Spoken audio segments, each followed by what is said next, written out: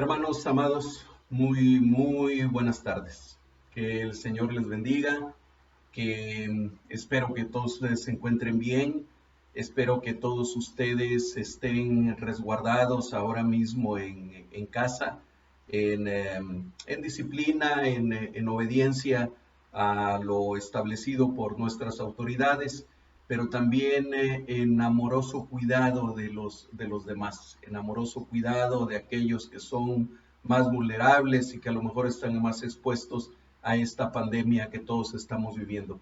Bendito sea Dios y gracias a Dios porque a pesar del confinamiento, porque a pesar de la distancia, no hemos dejado ni un solo domingo de reunirnos por este medio y de, sobre todo, ser alimentados de la palabra de Dios, predicar la palabra de Dios y exaltar el nombre de Jesucristo, que es a lo que hemos sido llamados como iglesia. Así que démosle gracias a Dios por eso. Esperemos que esto pronto termine, esperemos que pronto podamos nuevamente estar reunidos como iglesia, como cuerpo de Cristo, en esa coinonía a la que hemos sido llamados a vivir como miembros de un solo cuerpo, como miembros de una sola iglesia.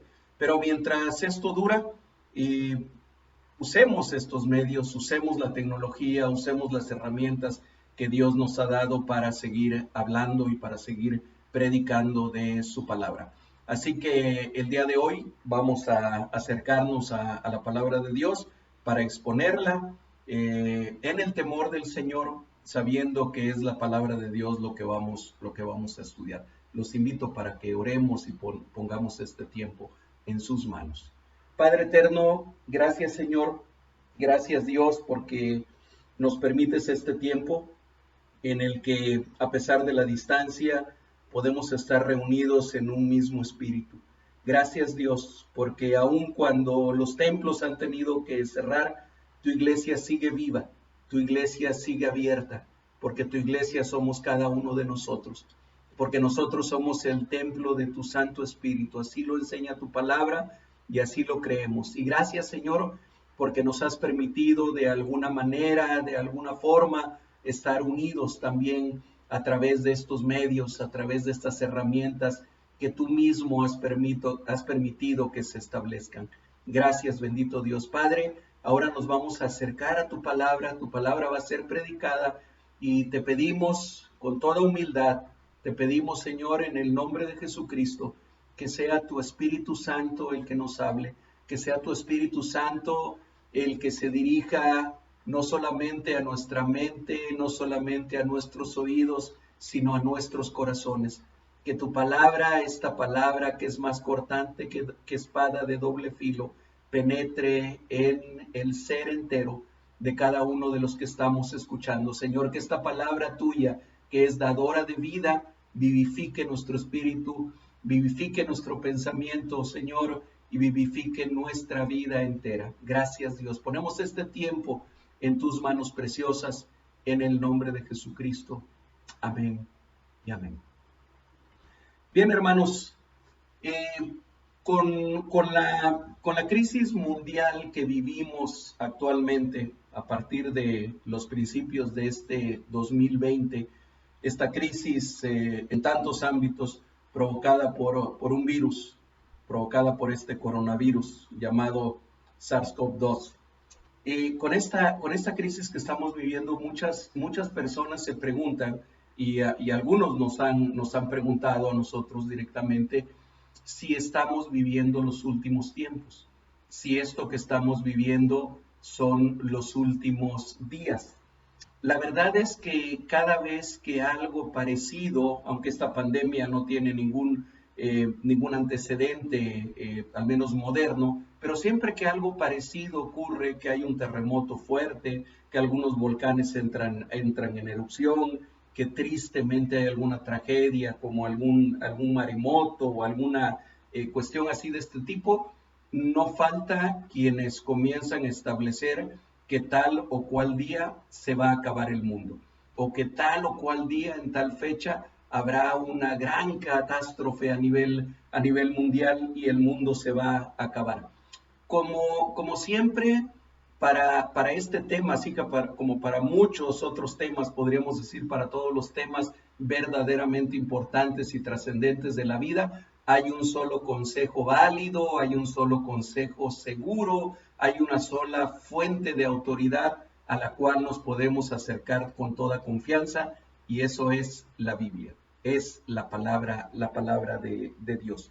Así que vamos a comenzar el día de hoy con una serie de reflexiones, con una serie de mensajes sobre el tema de los últimos tiempos, basados en lo que enseña la Biblia. Y un buen texto para comenzar con esta serie de mensajes es la carta que el apóstol Pablo le escribe a uno de sus discípulos más jóvenes llamado Timoteo. Entonces vamos a empezar hoy con un texto que ahorita vamos a leer y que se encuentra en Primera de Timoteo, en la primera carta de Timoteo. Déjenme decirles antes de leer el texto en el que nos vamos a basar, que Timoteo era un joven de padre griego y de madre judía. Era de Listra. Listra era una provincia romana que pertenece a la actual Turquía. Timoteo se convirtió a Cristo probablemente durante el primer viaje misionero de Pablo, aproximadamente en los años 46 o 48 de nuestra era. Y en su segundo viaje misionero, el viaje que hizo algunos años después Pablo, en su segundo viaje misionero pasa nuevamente por Listra y se hace acompañar entonces de Timoteo para que sea su compañero de misión. Es decir, Timoteo fue uno de los primeros misioneros juntamente con Pablo. Y tiempo después, años después, Pablo le encarga a su hijo espiritual amado, a Timoteo, le encarga la iglesia que él mismo había fundado en Éfeso. Esta primera carta a la que nos vamos a referir el día de hoy en una de sus partes solamente, Pablo la escribe después de ser liberado de su primer periodo de prisión en Roma, tal vez por ahí del año 64 después de Cristo, es decir, unos 20 años después de su primer viaje misionero, unos 20 años después de que había conocido a Timoteo. Y sin embargo, vemos que en esta primera carta se sigue refiriendo a él como una persona joven. O sea que podemos entender que cuando Pablo conoció a Timoteo, probablemente ha sido un adolescente, alguien realmente muy, muy jovencito, y que 20 años después tal vez estaba en sus años 30, todavía siendo un joven. Y le escribe esta carta para aconsejarlo sobre los retos que Timoteo estaba enfrentando como pastor, como líder de la iglesia en Éfeso. Recordemos que Éfeso era una ciudad tremendamente importante en la provincia romana de Asia, nuevamente en lo que hoy es Turquía, y que era el principal asiento de la adoración a la diosa Diana. Y había todo tipo de sincretismos en ese lugar, había todo tipo de herejías, había todo tipo de idolatrías, todo tipo de decadencia moral en esa ciudad, y en ese lugar estaba sentada la iglesia que estaba pastoreando el pastor Timoteo, hijo espiritual de Pablo. Así que vamos, por favor, los invito para que abran sus Biblias y que busquen en Primera de Timoteo capítulo 4, y vamos a leer de los versículos 1 al 9. Dice así la palabra de Dios. Pero el Espíritu dice claramente que en los postreros tiempos algunos apostatarán de la fe, escuchando a espíritus engañadores y a doctrinas de demonios, por la hipocresía de mentirosos que, teniendo cauterizada la conciencia, prohibirán casarse y mandarán abstenerse de alimentos que Dios creó para que con acción de gracias participasen de ellos los creyentes y los que han conocido la verdad. Porque todo lo que Dios creó es bueno y nada es de desecharse si se toma con acción de gracias, porque por la palabra de Dios y por la oración es santificado. Si esto enseñas a los hermanos, serás buen ministro de Jesucristo, nutrido con las palabras de la fe y de la buena doctrina que has seguido. Desecha las fábulas profanas y de viejas, ejercítate para la piedad, porque el ejercicio corporal para poco es provechoso, pero la piedad para todo aprovecha, pues tiene promesa de esta vida presente y de la venidera. Palabra fiel es esta y digna de ser recibida por todos.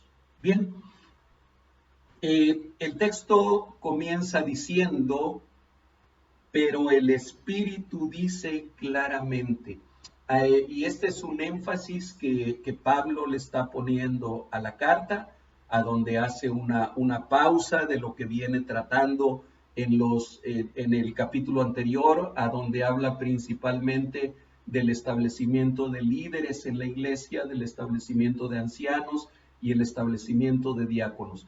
Y hace una pausa y dice, pero el Espíritu dice claramente, como enfatizando esto que te voy a decir ahora, Timoteo, esto que te escribo ahora, Timoteo, no tengo la menor duda de dónde viene, porque me lo ha dicho con mucha claridad. El Espíritu dice claramente. ¿Qué es lo que dice el Espíritu claramente? Dice que en los postreros tiempos algunos apostatarán de la fe, escuchando a espíritus engañadores y a doctrinas de demonios. Esta expresión de los postreros tiempos, que a veces se refiere también en la Escritura como los postreros días, es un término que debemos de entender en su debido contexto y en su debido significado. Para comenzar, si nosotros nos basamos en algunos otros pasajes de la Escritura, como Primera de Pedro, capítulo 1, versículos 19 y 20, y Hebreos, capítulo 1, versículos 1 y 2, si nos basamos en algunos textos como esto, deberíamos entender que los postreros tiempos han comenzado con la manifestación del Señor Jesucristo. Es decir, los postreros tiempos comenzaron con el nacimiento, vida, muerte, resurrección y ascensión del Señor Jesucristo. Ahí comenzaron los primeros tiempos. Miren, leamos solamente estos dos versículos para ir ubicando bien el término. Primera de Pedro 1:20 dice, está hablando de Jesucristo y dice, ya destinado, Jesús, desde antes de la fundación del mundo, pero manifestado en los postreros tiempos por amor de vosotros. Es decir, el tiempo en el que Jesús fue manifestado en carne, Pedro se refiere a él aquí como los postreros tiempos. Hebreos capítulo 1, en el versículo 1 comienza diciendo que Dios, habiendo hablado muchas veces a través de los profetas, y después en el versículo 2 dice, en estos postreros días nos ha hablado por el Hijo, a quien constituyó heredero de todo y por quien asimismo hizo el universo. Por lo tanto, tanto Pedro como el autor de Hebreos se refieren a la época en la cual el Señor Jesucristo estuvo ministrando y estuvo aquí en la tierra, se refiere a esa época como los postreros tiempos o como los postreros días. Pero esos postreros tiempos que han comenzado con el nacimiento de Jesucristo tendrán también un final que será determinado por la segunda venida del Señor Jesucristo. Y a estos días o a estos tiempos cercanos a la segunda venida del Señor Jesucristo, también se le llaman los postreros tiempos o los postreros días, lo que nos permite diferenciar uno u otro sentido es el contexto de lo que se está hablando, así como la exégesis completa y correcta del pasaje en cuestión. En nuestro texto, en el texto de primera de Pedro, capítulo 4, versículo 1, podemos entender que postreros tiempos se debe entender como la era, la palabra en griego que se está utilizando ahí es kairos, a diferencia de cronos, que también se puede traducir como tiempo, se refiere a una época especial, a un tiempo especial, a una era especial, y entonces podemos entender que se está hablando de postreros tiempos como los tiempos inmediatamente previos a la venida del Señor Jesucristo. Este es el primer punto de este pasaje que yo quería dejar establecido. ¿De qué hablamos cuando estamos hablando de postreros tiempos o de postreros días? De una época que comenzó con el nacimiento de Jesucristo, que terminará con la segunda venida de Jesucristo, y que en ese sentido, desde el año 1 de nuestra era, estamos viviendo los postreros tiempos. Sí, pero hay una época especial, hay un kairos específico que es previo a la segunda venida de Cristo, y que también se le llama los postreros tiempos. Entonces, regresando al texto, dice, pero el Espíritu dice claramente que en los postreros tiempos algunos apostatarán de la fe. Una de las características que la palabra de Dios nos enseña sobre los postreros tiempos es el carácter y la forma de vida de algunos hombres. Y cuando aquí hablamos de hombres, por favor, recordemos, estamos hablando de género humano, no estamos hablando del sexo masculino, estamos hablando del género humano. Entonces, el carácter y la forma de vida de algunas personas, de algunos seres humanos, es una característica, una señal. No me gusta mucho hablar de señales, pero es un signo de los postreros tiempos, de los postreros días. Más que en las señales que aparecen en los cielos, más que estar viendo si el sol se torna en silicio o si las estrellas caen del cielo, o más que estar atentos a los eventos catastróficos que ocurren a nuestro alrededor, como esta pandemia que estamos viviendo, deberíamos estar atentos a esta advertencia de que estamos viviendo los postreros tiempos, ya que esa característica de la forma de ser, la forma de vivir, el carácter de algunos hombres es algo que temiblemente nos puede desviar de nuestra fe, nos puede desviar del camino correcto, del camino del Señor Jesucristo. ¿Qué nos dice la Escritura con respecto a estas personas? He aquí algunas características sobresalientes. Aquí no salimos todavía del versículo 1, dice, en los postreros tiempos algunos apostatarán de la fe. ¿Y qué quiere decir eso de apostatar? Bueno, apostasía es una palabra también de origen griego para variar, que habla de abandonar algo en lo que se estaba firme, de dejar algo en lo que se creía. Por ejemplo, podemos decir que un soldado desertor de un ejército, en un sentido es un apóstata, está apostatando a lo mejor de un juramento que había hecho a la bandera, a la patria, qué sé yo. Alguien que tenía una convicción política del extremo que ustedes quieran, de izquierda o de derecha, y que de repente se cambia para el otro bando. Le estoy hablando de algo conocido, conocidísimo, ¿verdad? Alguien que se pasa de un partido político a otro es alguien que está apostatando también de sus creencias políticas. Pero aquí nos habla que algunos apostatarán de la fe. Y la palabra apostasía o apóstata, ahora por el uso casi se usa exclusivamente para hablar de la fe o de cuestiones de tipo religioso. Y entonces dice que algunos negarán la fe o apostatarán de la fe. Apostatar de la fe, es decir, negar o abandonar la fe que se decía tener, se puede hacer de dos maneras, hermanos. Una de ellas es el que niega su fe abiertamente. Dice, yo creía en esto, pero ya no creo en eso más. En ese caso, en ese primer caso, se trata de una decisión errónea, pero sincera. Pero también se puede hacer de otra manera. Hay quienes apostatan de la fe, hay quienes niegan la fe, no de una manera abierta, sino de una manera encubierta, de una manera disfrazada, negando la fe no con las palabras, no diciendo yo ya no creo en eso, yo no creo en eso, sino con su forma de vida, con su forma de comportamiento, con su carácter, con su forma de ser, están negando lo que dijeron haber creído o en lo que dijeron haber tenido fundamentada su fe. Y creo que es este segundo caso al que se refiere la Escritura como una característica de los postreros tiempos. Actualmente podemos ver apóstatas abiertos, personas que han sido parte de la iglesia, de una iglesia o de otra, y que de repente dicen, yo no creo en eso, yo me salí porque definitivamente no creo en eso. Son apóstatas, están cometiendo apostasía, sí, es decir, están negando aquello de lo que creían.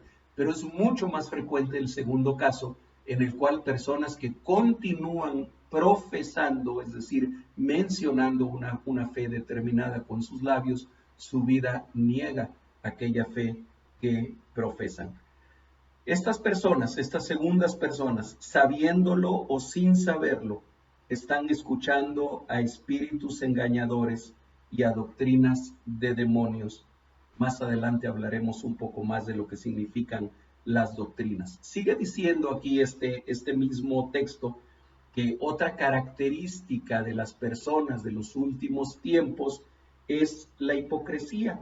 Dice versículo 2, por la hipocresía de mentirosos que teniendo cauterizada la conciencia, y en este versículo nos da tres características de la personalidad, del carácter de estos hombres de los últimos tiempos. Y habla entonces de hipocresía. Hipocresía, acuérdense que quiere decir actor, quieren decir actuar, fingir algo que no se es. Eso es básicamente hipocresía. La palabra viene también del antiguo griego, del nombre que se les daba a los actores que se ponían una careta para representar a algún personaje determinado. Entonces, alguien que actúa, alguien que disfraza lo que verdaderamente es, está actuando con hipocresía. Dice la hipocresía de mentirosos. Otra característica es la mentira, el difundir cosas que no son ciertas. Y en el ámbito religioso o en el ámbito de la iglesia, muchas veces difundir enseñanzas que no se encuentran en la palabra de Dios. Dice que teniendo cauterizada la conciencia, Reina Valera 1960 todavía usa muchas palabras que ya no usamos mucho en nuestro lenguaje cotidiano. En NBI dice personas que tienen encallecida la conciencia, y en una traducción del lenguaje actual dice personas que son incapaces de sentir vergüenza. Alguien que ya tiene tan endurecida la conciencia, que tiene tanto callo ya en la conciencia por haberla machacado muchas veces con la mentira, que ya está insensible prácticamente a su conciencia. Y menciona solamente dos ejemplos de las enseñanzas que estas personas con hipocresía, mentirosos, teniendo cauterizada la conciencia, enseñarán. Dice versículo 3, prohibirán casarse y mandarán abstenerse de alimentos que Dios creó para que con acción de gracias participasen de ellos los creyentes y los que han conocido la verdad. Este prohibirán casarse no nos define exactamente aquí la Escritura, ni hay forma de que nosotros lo podamos deducir correctamente. Perdón, si se refiere solamente al hecho mismo del casamiento, del matrimonio, o en general al tener relaciones sexuales, al tener relaciones íntimas o relaciones maritales.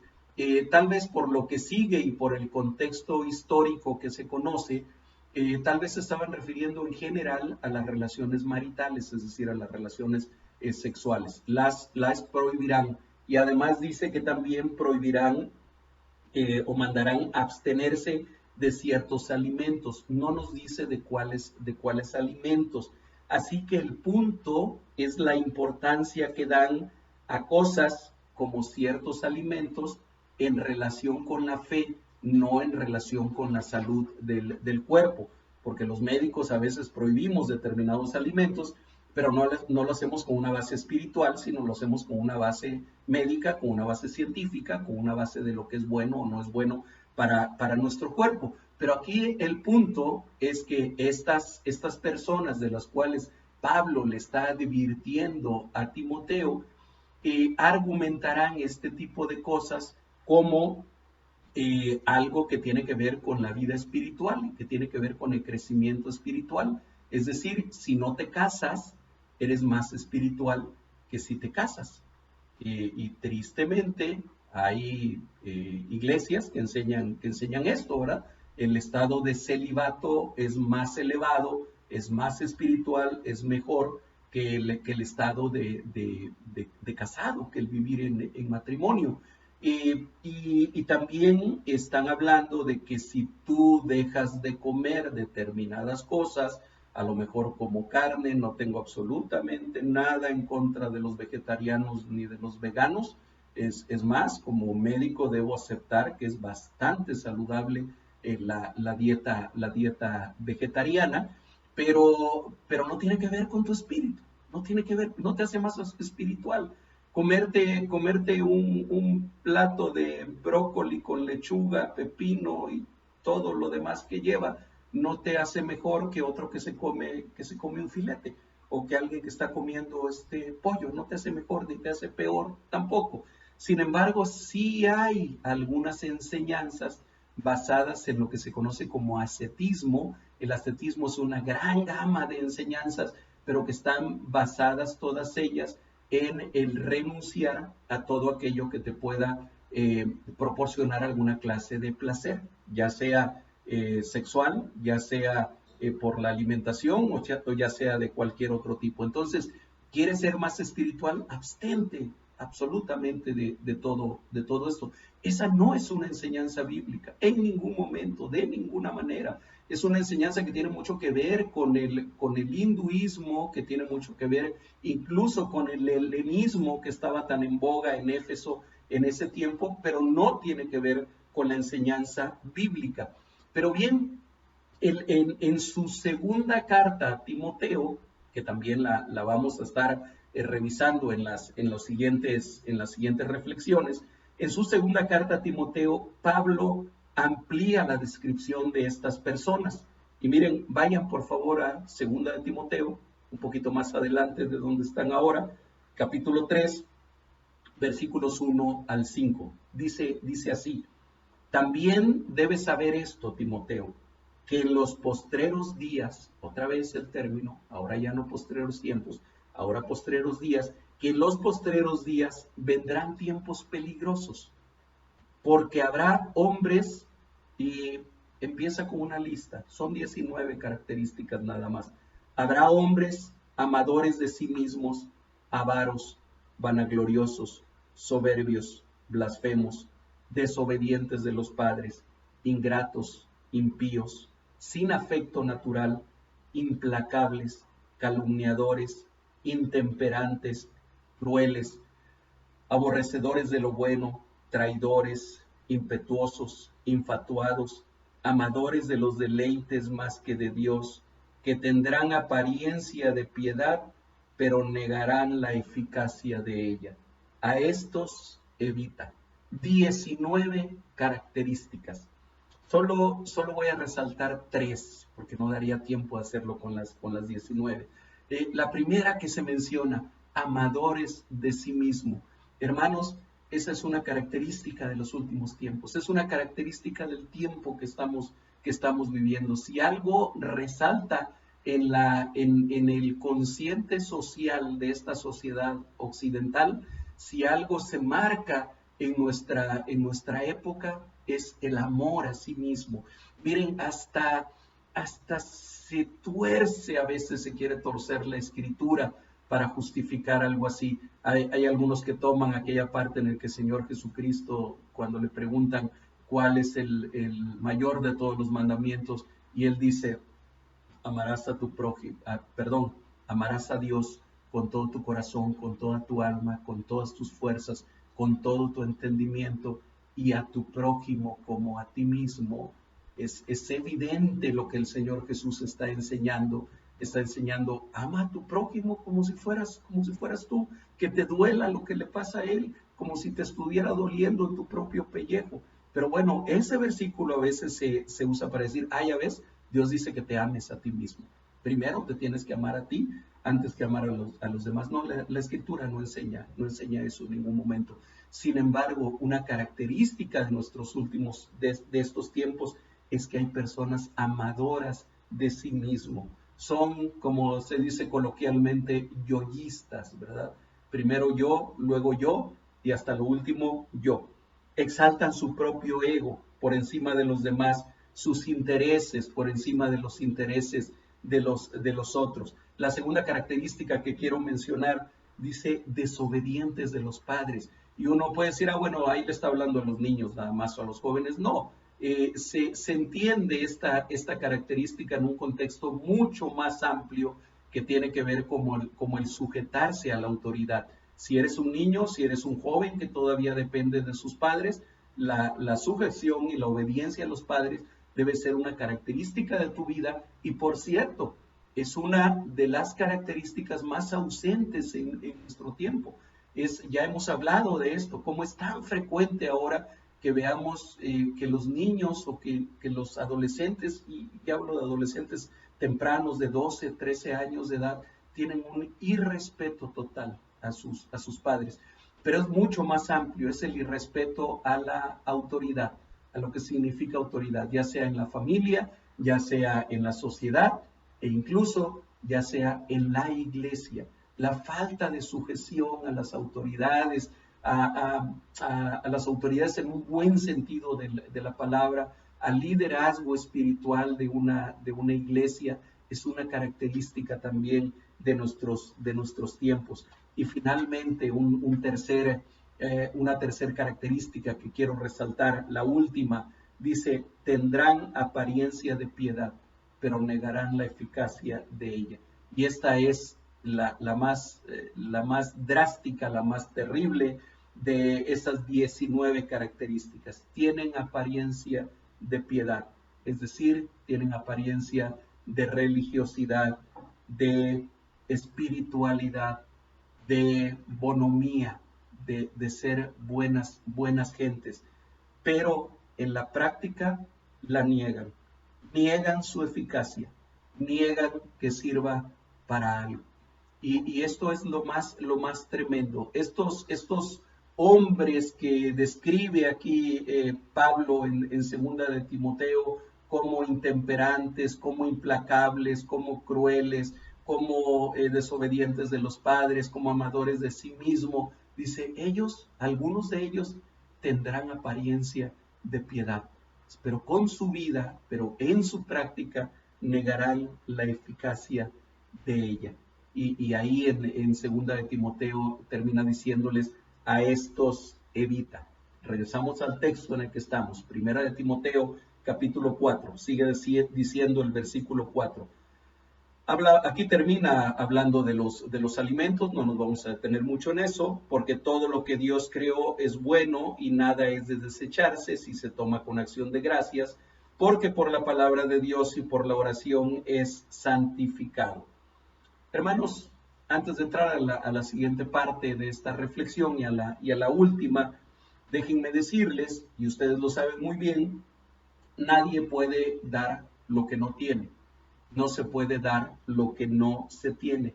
Nadie puede enseñar lo que no conoce. Por eso Pablo le dice a Timoteo en el siguiente versículo, si esto enseñas a los hermanos, serás buen ministro de Jesucristo. Recordemos que ministro quiere decir sirviente. Miren, a muchas personas les encanta que les digan ministros. Es decir, en algunos países, incluso en nuestro país ya no, pero a los secretarios de Estado, a los que son parte del gabinete del presidente de la República, se les llama ministros, ¿verdad? Y a la gente, eso al ego le encanta. Señor ministro, también en el ámbito eclesiástico se usa, pero muchas veces no estamos conscientes de lo que quiere decir la palabra. La palabra ministro quiere decir sirviente. Y si me dejan todavía ser más claro, quiere decir esclavo. Eso quiere decir ministro. Entonces, aquí Pablo le dice a Timoteo, si haces esto, si enseñas esto, serás un buen sirviente de Jesucristo, serás un buen esclavo de Jesucristo. Hermanos, si queremos ser buenos sirvientes de Jesucristo, no podemos enseñar lo que sea. Solo nos está permitido enseñar lo que Jesús enseñó. Solo nos es permitido dar el consejo de la palabra de Dios. Por eso Pablo agrega las condiciones previas del ser buen ministro de Jesucristo. Y sigue diciendo aquí en el versículo 6, dice, nutrido con las palabras de la fe y de la buena doctrina que has seguido. Y necesito detenerme ahí un par de minutos. Dice, si quieres ser un buen ministro de Jesucristo, tienes que haber sido nutrido con las palabras de la fe y de la buena doctrina que has seguido. Las palabras de la fe no es más que otra manera de referirse a la palabra de Dios, a la Escritura, a la Biblia. Un ministro, un siervo de Jesucristo, un sirviente de Jesucristo, tiene que ser nutrido con la palabra de Dios. Tiene que alimentarse todos los días de la palabra de Dios, porque si no va a enseñar cualquier cosa.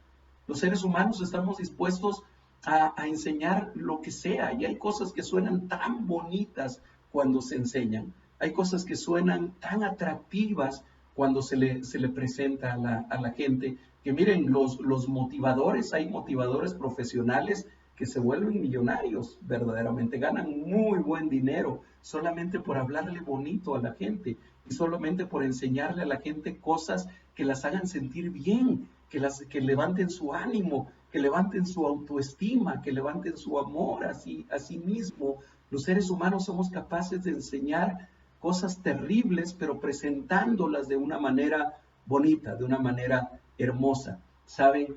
Si tú quieres ser un buen siervo de Jesucristo, si tú quieres ser un buen sirviente de Jesucristo, tienes que ser nutrido por la palabra de Dios. Tienes que estar nutrido por la Escritura.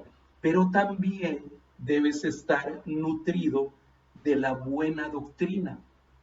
¿Y qué es la buena doctrina que le dice aquí Pablo a Timoteo? La buena doctrina que tú has seguido. ¿Qué es la buena doctrina? En otras partes el mismo Pablo también se refiere a ella como la sana doctrina. Hermanos, es terrible, terrible que hoy en muchas iglesias se menciona la palabra doctrina como algo casi malo, como algo relacionado con la religiosidad o con el legalismo. Es común escuchar expresiones como esta dentro de nuestras iglesias cristianas evangélicas. Expresiones como estas, la doctrina solamente divide. O como esta otra, a mí háblame de Cristo, no me hables de doctrina, solo háblame de Cristo. Y digo que es terrible porque habla de un desconocimiento de la palabra de Dios, o habla de un conocimiento solamente superficial de la palabra de Dios cuando se expresan cosas como estas. Fíjense que la palabra doctrina, que en griego es didache, de ahí viene en nuestro idioma la palabra didáctico, por ejemplo, esta palabra didache y alguna de sus variantes se repite más de 40 veces en el Nuevo Testamento. Solamente déjenme mencionar un par de ellas para resaltar la importancia que tiene la doctrina. Marcos capítulo 11, versículo 18, pueden buscarlo por ahí en sus Biblias. Y le oyeron los escribas y los principales sacerdotes y buscaban cómo matarle, porque le tenían miedo, por cuanto todo el pueblo estaba admirado de su doctrina. Están hablando del Señor Jesucristo. ¿Por qué le temían los fariseos y los escribas a Jesús? Porque el pueblo estaba admirado de su doctrina. Juan capítulo 7, versículo 16. Jesús le respondió y dijo, mi doctrina no es mía, sino de aquel que me envió. Hechos capítulo 2, versículos 41 y 42. Ahora ya estamos en la época de la iglesia primitiva, de la primera iglesia, después de la conversión de miles, después de aquella primera predicación de Pedro en el día de Pentecostés. Termina ese capítulo 2, cierra de esta manera, hablando de aquellos primeros creyentes, y dice: así que los que recibieron su palabra fueron bautizados y se añadieron aquel día como 3,000 personas. Versículo 42. Y perseveraban. Veamos en qué perseveraban esos primeros cristianos. Perseveraban en la doctrina de los apóstoles. Perseveraban en la doctrina de los apóstoles. Sigue diciendo: en la comunión unos con otros, en el partimiento del pan y en las oraciones. Perseveraban en 4 cosas, pero la primera de ellas que se menciona es en la doctrina de los apóstoles. Finalmente, Pablo le escribe a otro de los pastores jóvenes, a Tito, al que había dejado en Creta, y le dice, Tito capítulo 2, versículo 1, dice: pero tú habla lo que está de acuerdo con la sana doctrina. Pero tú habla lo que está de acuerdo con la sana doctrina. Y regresando a nuestro texto, primera de Timoteo capítulo 4, en el verso 7, Pablo le da a Timoteo solamente una muestra de lo que no es sana doctrina, le da solamente una muestra de lo que debe evitar, y dice: desecha, y esto quiere decir echa fuera, pon a un lado las fábulas profanas y de viejas. En otras palabras, déjenme decirlo en palabras más comunes para nosotros, le dice: por favor, Timoteo, echa fuera, expulsa de ti, echa fuera de la iglesia los cuentos que no son sagrados, los mitos que no son sagrados. Eso quiere decir la palabra profano, lo que no es sagrado, que no está en las Sagradas Escrituras, que no está en la Biblia, que son fábulas, que son mitos, que son cuentos y que son propios de, aquí viejas es en un sentido literal, pero que no deja de ser también despectivo, casi hablando de mujeres que les gusta el chisme, o mujeres que les gusta el promover algunas enseñanzas que no son correctas, que no son adecuadas.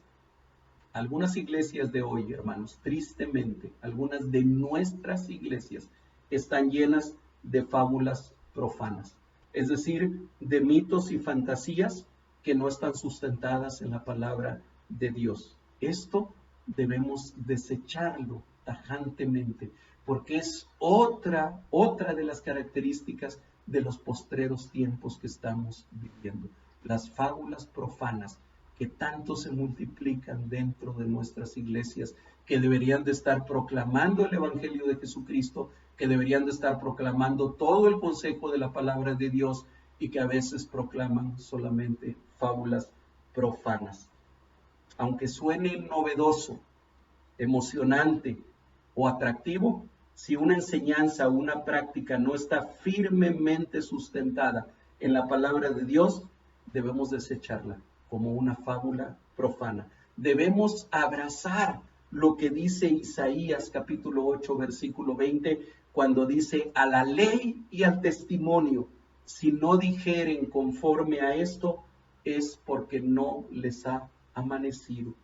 En la iglesia debemos enseñar doctrina, mucha doctrina, buena doctrina, sana doctrina. Después de recomendarle a su hijo espiritual Timoteo que se ejercite para la piedad, Pablo concluye diciendo: palabra fiel es esta, digna de ser recibida por todos. La palabra de Dios, la palabra de la fe y la doctrina, es decir, la enseñanza que se deriva de la misma escritura, es palabra fiel y digna de ser recibida por todos. Desechemos las fábulas profanas, vengan de donde vengan, vayamos a la ley y al testimonio, porque si lo que están diciendo no se apega a eso, dice Isaías, es porque aún no les ha amanecido. Ya concluyendo, hermanos, sin lugar a dudas estamos viviendo en los postreros tiempos. ¿Cómo lo sabemos? Porque muchos están apostatando de la fe, es decir, negando su fe, ya sea de una manera abierta o con su forma de vivir.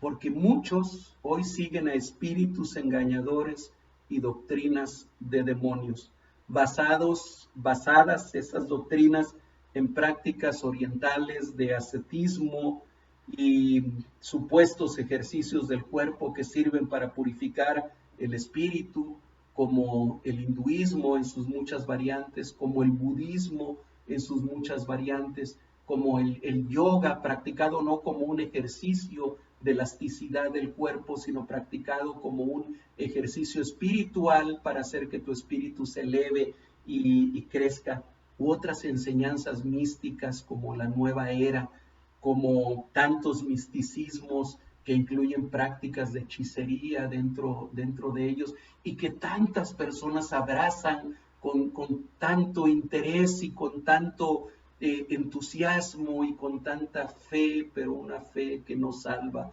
una fe que no es salvífica, una fe que no está basada en la palabra de Dios.